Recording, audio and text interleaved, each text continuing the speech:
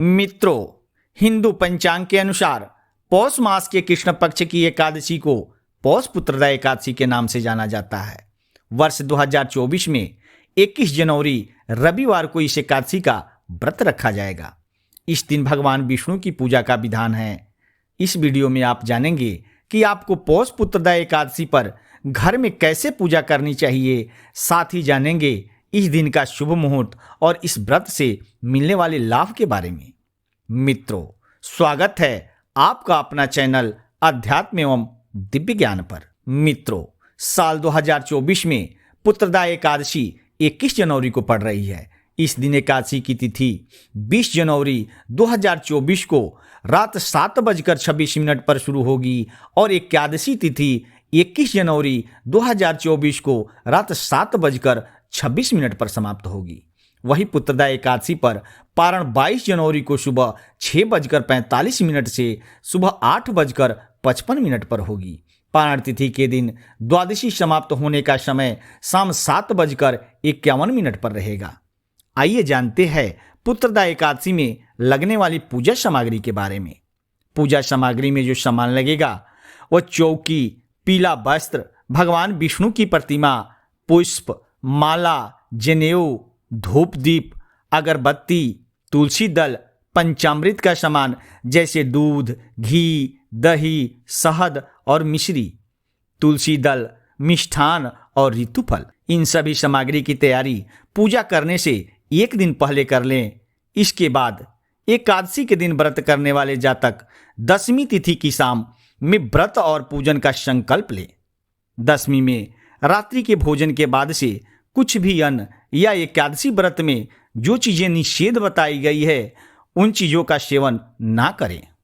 पौष पुत्रदा एकादशी के दिन प्रातः काल उठे और किसी पेड़ की टहनी से दातुन करें। इसके बाद नित्य कर्मों से निवृत्त होकर स्नान करें। स्नान के बाद स्वच्छ वस्त्र धारण करें, स्वयं को चंदन का तिलक करें।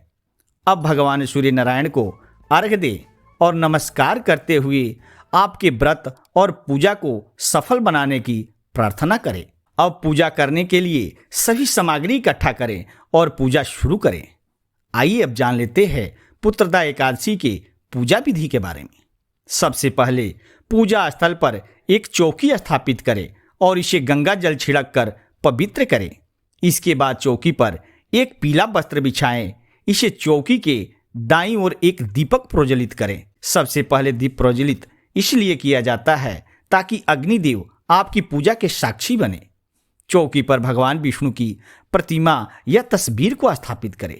भगवान को रोली, चंदन का तिलक करें, कुमकुम, हल्दी और अक्षत भी चढ़ाएं। अब ओम नमो भगवते वासुदेवाय नमः मंत्र का जप करते हुए श्री हरि को पुष्प, जनेऊ और माला अर्पित करें। भगवान विष्णु को पंचामृत में तुलसी दल डालकर अर्पित करें।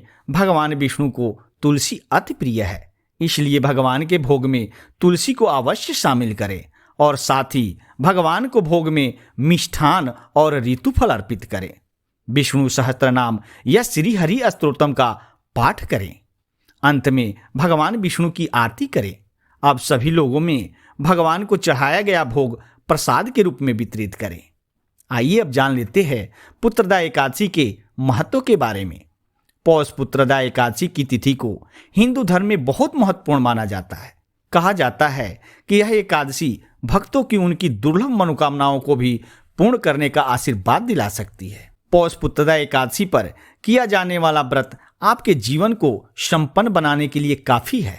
आइए अब जान लेते हैं कि इस एकादशी पर किया गया व्रत और पूजन आपको ऐसे कौन से 5 लाभ प्रदान करेंगे जो आपके जीवन को सफल बनाने में निश्चित ही आपकी सहायता करेंगे। पहला लाभ है श्राद्ध के बराबर का पुण्य फल प्राप्त होगा। पौष पुत्रदा एकादशी का व्रत करने से आपको अप्रत्यक्ष रूप से अपने पितरों का आशीर्वाद प्राप्त होगा। आपकी संतान द्वारा किया गया पितृदान और तर्पण आपके पूर्वजों को संतुष्ट करेगा। इस प्रकार यह आपके लिए श्राद्ध के समान पुण्य फलदायी एकादशी सिद्ध होगी। दूसरा लाभ पुत्र रत्न की प्राप्ति होगी। इस व्रत के प्रभाव से आपको यशस्वी संतान होने का आशीर्वाद मिलेगा। आपकी संतान आपके प्रति समर्पित बनेगी और जीवन के हर उतार चढ़ाव में आपका सहारा बनकर आपके साथ खड़ी रहेगी। तीसरा लाभ, सफलता के द्वार खुलेंगे। पौष पुत्रदा एकादशी का व्रत आपकी हर मनोकामना की पूर्ति करेगा। इस व्रत के प्रभाव से आपके जीवन में सकारात्मकता का संचार होगा, जो आपके विचारों के साथ आपके कर्म को भी प्रभावित करेगा। इस तरह आप अपने मनचाहे लक्ष्य को पा सकेंगे और जीवन में सफल बनेंगे। चौथा लाभ, भगवान विष्णु प्रसन्न होंगे। एकादशी तिथि के अधिदेवता भगवान विष्णु है।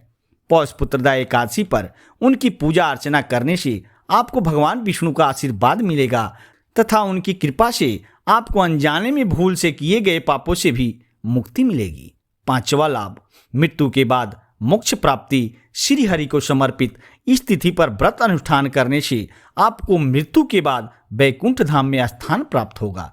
इस व्रत का प्रभाव बहुत शक्तिशाली होता है, इसलिए जब आप यह व्रत करेंगे तो इसके फल स्वरूप आपको आपके कर्मों का पुण्य फल अवश्य प्राप्त होगा, जो आपको मोक्ष की ओर ले जाएगा। मित्रों, यह जानकारी आपको कैसा लगा? अगर आपको अच्छा लगा हो तो प्लीज चैनल को सब्सक्राइब करके एक लाइक जरूर करना और बेल आइकन को जरूर दबा लेना, क्योंकि मैं इस चैनल पर हिंदू सनातन धर्म से जुड़े सभी व्रत, त्योहार, पूजा पाठ और वेद पुराणों में वर्णित सिद्ध चमत्कारी मंत्रों का वीडियो रेगुलर बेस पर लेकर आता रहता हूँ, जिसका नोटिफिकेशन आपको सबसे पहले मिले और आप इसका लाभ प्राप्त कर सके। धन्यवाद।